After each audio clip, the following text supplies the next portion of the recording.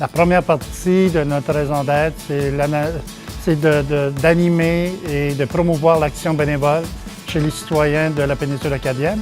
Et dans un deuxième temps, ça a été de procéder à l'analyse des besoins socio-communautaires et développer des réponses à ces besoins. Bien, c'est clair, comme beaucoup d'autres entreprises sociales, ça a un impact direct dans l'économie dominante, l'économie de base. C'est non seulement un acteur majeur.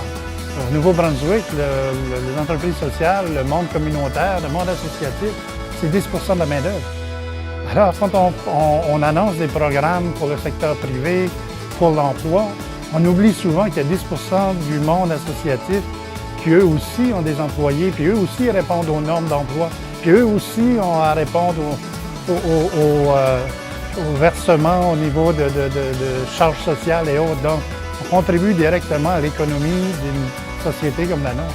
Il y a un élément qu'on ne doit jamais prendre pour acquis, c'est le sentiment d'appartenance. Et dans ce sens-là, avec une petite armée de plus ou moins 500 personnes, les rémunérer, les bénévoles, de les amener à être fiers de faire partie d'une équipe, à travailler dans un des 12 programmes qu'on a. Dans quelque part, il faut qu'ils aient vraiment le sentiment que j'appartiens, puis que je suis utile dans mon action bénévole, ou que l'employé se sent respecté dans son travail, puis que lui aussi ou elle aussi a le sentiment d'appartenir à une équipe de travail. Je dirais également de ne pas avoir peur de s'ouvrir aux connaissances des autres, d'aller renforcer tes convictions puis de partager avec d'autres. Puis en quelque part, de bâtir à partir des acquis que tu as, puis bâtir également à partir des forces de ta communauté ou du secteur dans lequel tu veux intervenir.